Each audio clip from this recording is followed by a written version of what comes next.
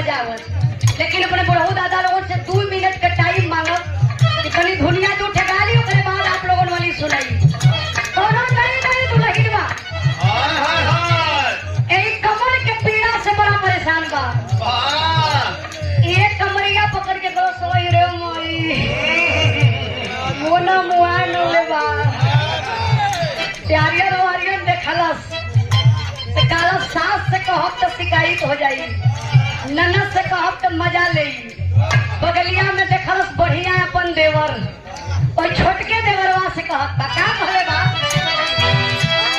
ए तू काटा दहिया तू काटा कलाई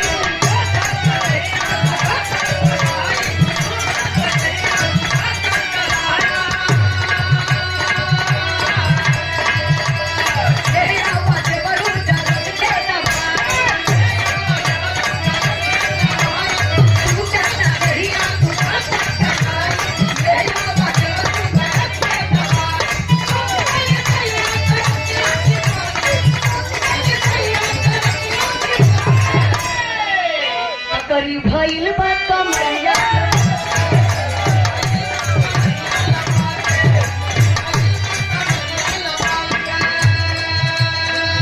देखे सम्मान किए हमारे बड़े भैया आरके कॉमेडी चैनल के जितने भाई सदस्य लोग हैं उस कॉमेडी में काम करते हैं। राहुल मिश्रा जी, राम मूरत पाल, देवेंद्र प्रताप सिंह, राम मूर्ति शर्मा और रामनाथ गुप्ता जी, कृष्णदेव यादव, दरोगा पटेल, विनोद पटेल, समस्त कमेटी के तरफ से 151 रुपए का पुरस्कार देकर के सम्मान किए। बहुत बहुत काम आशीर्वाद का जा रही।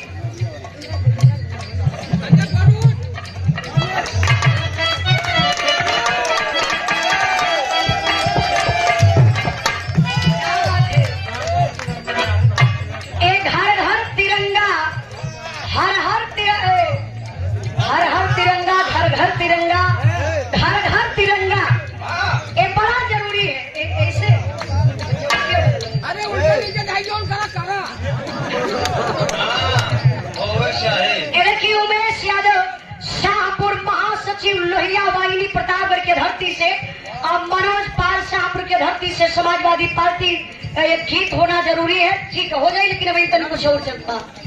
और मनोज बीडीसी जी की तरफ से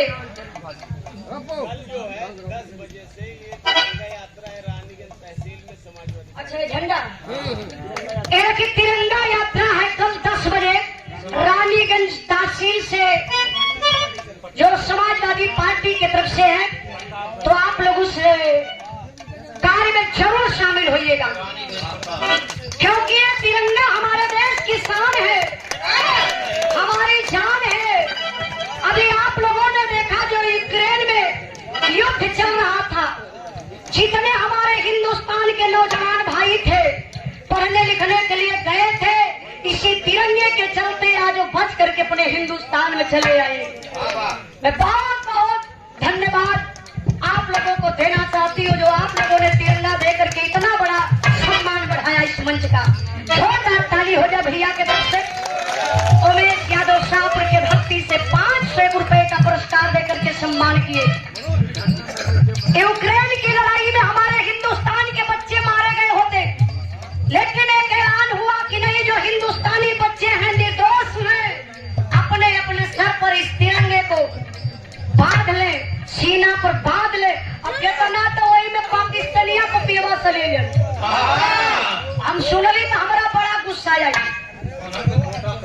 जो पाकिस्तानी पापी नीच कमीना हमारे हिंदुस्तान पर हमेशा नजर उठाते हैं, आतंक फैलाने का काम करते हैं, वो भी हमारे तिरंगे की शान से अपनी जान को बचा करके वापस पाकिस्तान में चले गए। तो बहुत बहुत भैया के प्रणाम। लेकिन कहना है क्या वैसे साहब,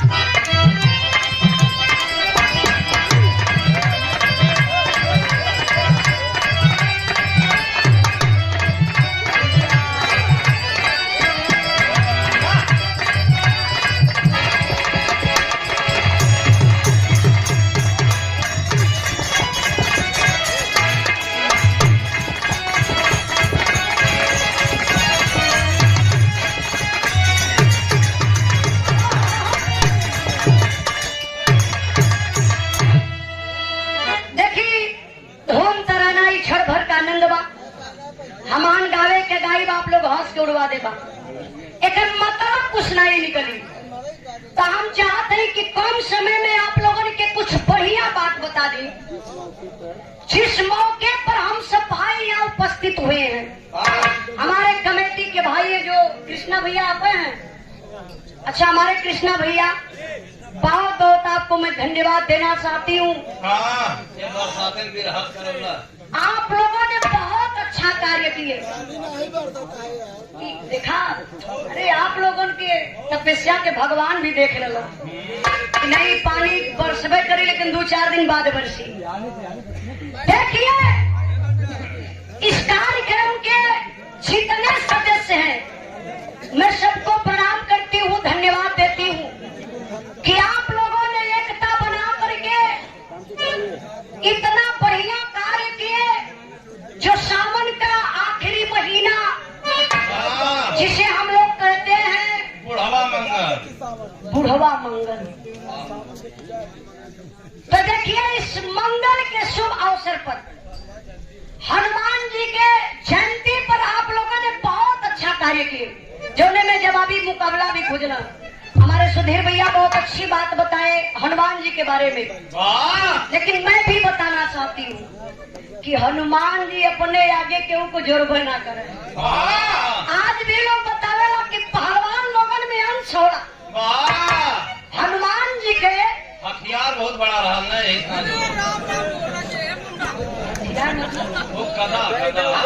अरे सही बोला तो समझा, आप कुछ गलत समझ लेना। कहा हनुमान जी का गदवा दूसरा हथियार समझे होगा।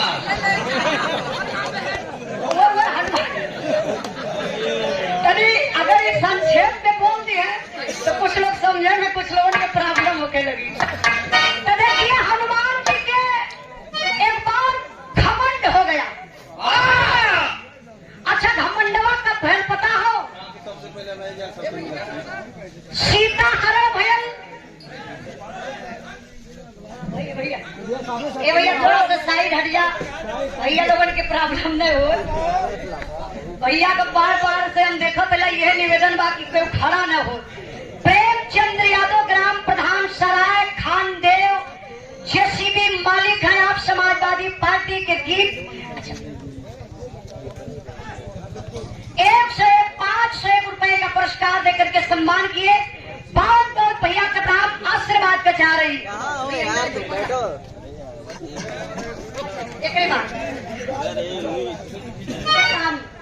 अच्छा, हनुमान जी के घमंड हो गए। जमुना समय सीता जी का हरण भयल, हनुमान जी गईलन लंका नगरी में। लंका का तहस नहस करके बाबू सीता मैया के वापस अयोध्या में लेके अलन। तब से घमंड भयल।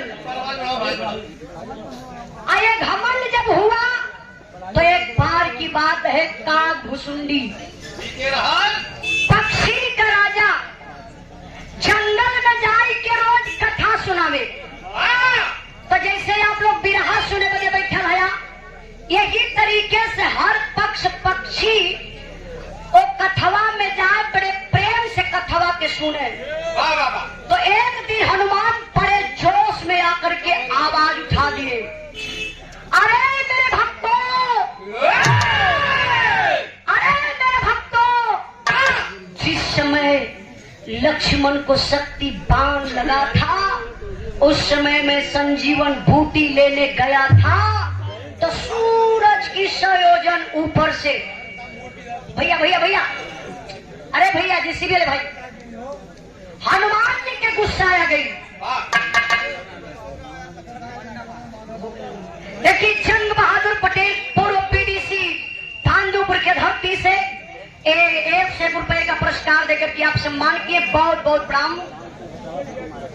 ये भैया थोड़ा साउंड यहाँ से हट जाया। हनुमान जी गुस्सा में आकर के करते हैं क्या? एक लाइन गीत लगल मास्टर।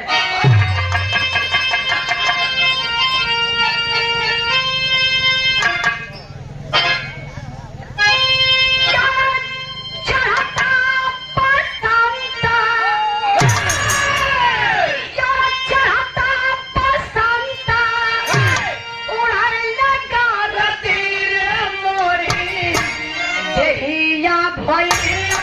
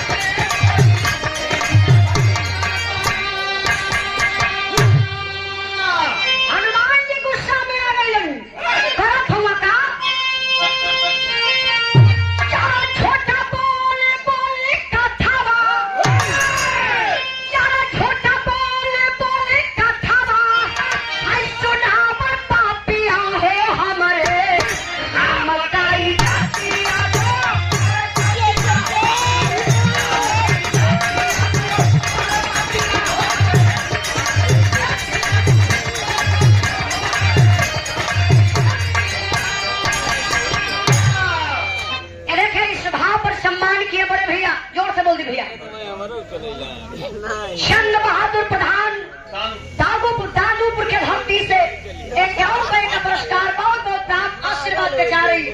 लेकिन कहना है क्या बेटे छिट पार साथी तिहल फेंक तिहल पारी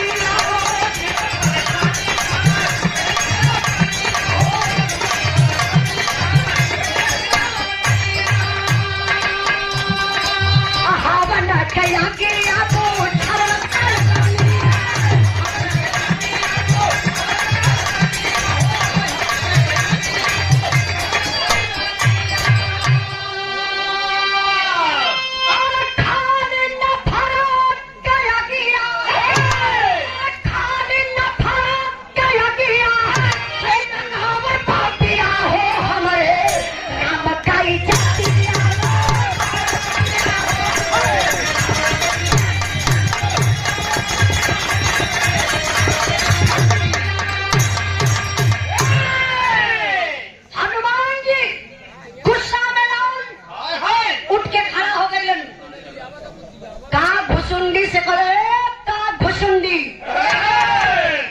हमके पहचानत हुआ हमके हैला खाद सिंडी कला रे बड़का बानर हुआ। अरे अपन हनुमान जी हुआ हनुमान जी को हाँ मैं भगवान राम का भक्त हनुमान हूँ। आप यहाँ मेरे भगवान की भक्ति झूठ हो रही है। मुझे पता है जिस समय लक्ष्मण को शक्ति बाण लगा था मैं संजीवन बूटी लेने के लिए गया था तो सूरज की 100 योजन ऊपर से ये आप बता रहे हैं लेकिन मैं गया था मुझे पता है। मैं सूरज से मिलकर आया सूरज से बोला अगर उग जाएंगे तो घोट जाऊंगा। अब मैं समझ नहीं पाया। देखिए बिरहा के बहुत अच्छे कलाकार हमारे बड़े भैया मनीष लाल यादव जी जौनपुर के धरती से एक बार आप लोग जोरदार ताली बजा के स्वागत कर दी। और भैया का चैनल भी बार यूट्यूब चैनल मनीष लाल ऑफिशियल तो आप लोग जरूर सब्सक्राइब करें तमाम कलाकारों के।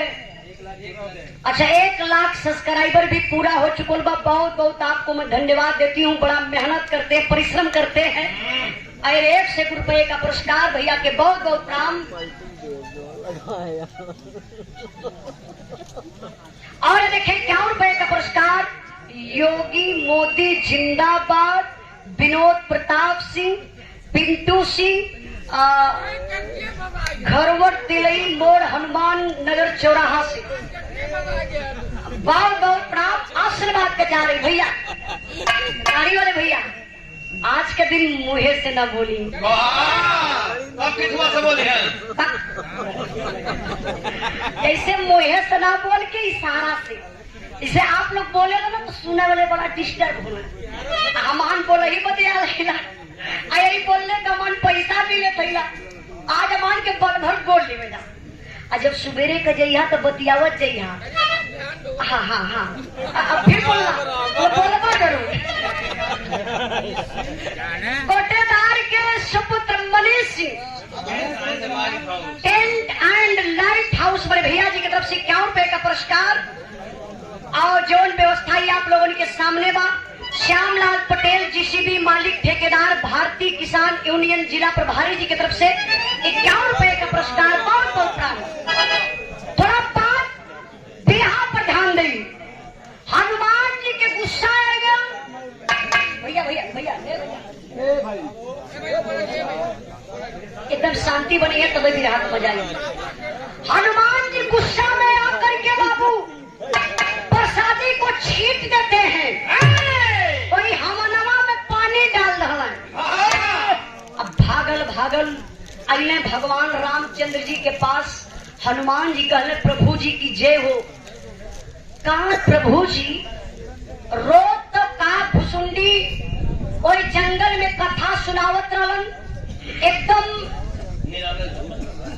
राम रस बरसे, लेकिन आज के कथा में एकदम निरालय झूठ बोल दहलन। भगवान राम पूछला हनुमान जी से कि कैला का कथला सुनला कि ना। कहला भगवान प्रभु जी आपका भक्ति जहाँ गलत होई वो हम बर्दाश्त करबे। अरे परसदिया पूरा जंगलवा भर छीट डाली, हवनवा में पानी डाल डाली।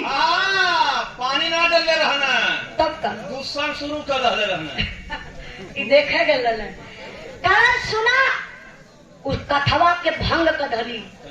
ओहो हो भगवान राम का ओहो मेरे भक्त हनुमान को भ्रम हो गया, घमंड हो गया।